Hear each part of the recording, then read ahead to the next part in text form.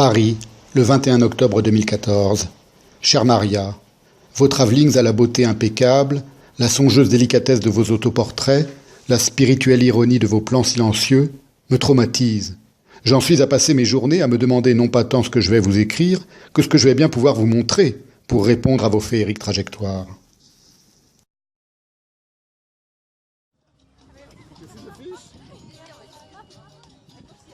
L'autre jour, près de la porte de Bagnolet, je me suis arrêté à un feu rouge pour capter, à votre seule intention, un merveilleux jongleur qui multipliait les prouesses acrobatiques.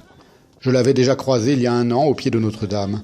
Malheureusement, il refuse désormais d'être filmé, prétextant de vagues embrouilles l'ayant forcé de quitter Paris.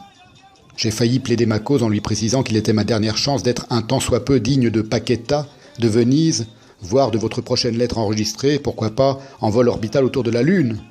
Je me suis abstenu. Voici donc, faute de motoscafo, quelques images de Nénette, le poisson rouge de ma fille. Je me console en me disant qu'on y distingue au moins un petit palmier, comme à Paquetta. Trêve de plaisanterie, vous avez, chère Maria, un sens aigu du « je n'en pense pas moins » qui me plaît beaucoup. Les images de pied dans un cocktail sont très amusantes. Quant à votre travelling sous le petit pont, puis dans la baie de Venise, il est époustouflant de douceur, d'une contagieuse sérénité. Vous évoquez les images de mécontentement populaire du journal télévisé. Chère Maria, pour ma part, je n'accorde strictement aucun crédit aux informations délivrées par le journal télévisé, quelles qu'elles soient.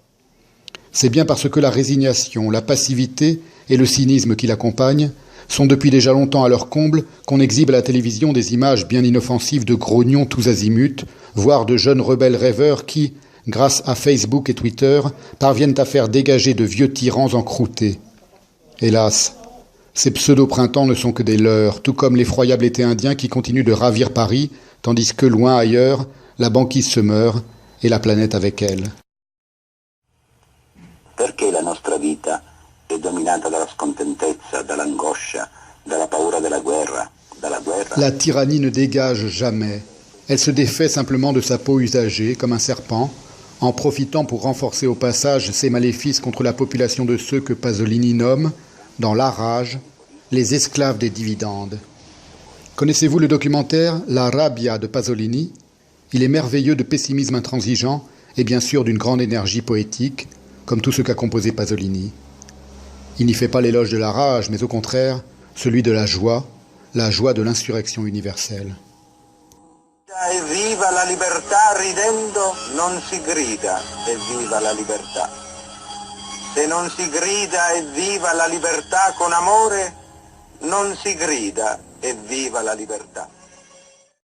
Vos propos sur la courtoisie anglaise, que j'apprécie beaucoup également, me font songer à La Rochefoucauld qui voyait dans l'étiquette et la politesse, l'aristocratique d'Ancien Régime, il n'y en a jamais vraiment eu d'autre, le meilleur antidote aux hypocrisies de l'amour-propre. Comme vous, je n'aime pas l'agressivité sociale, laquelle n'est souvent qu'une preuve de faiblesse et une exigence de tendresse mal formulée. On est souvent ferme par mollesse et audacieux par timidité, dit La Rochefoucauld. Je préfère l'allégresse sans phare par simple joie de vivre. Chère Maria, j'attends avec gourmandise vos prochains plans de la Grande Muraille de Chine ou de la planète Mars.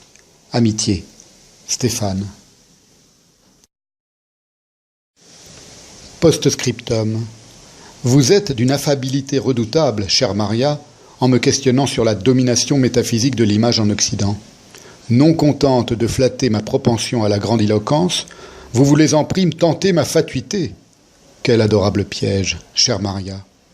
Grazie lei.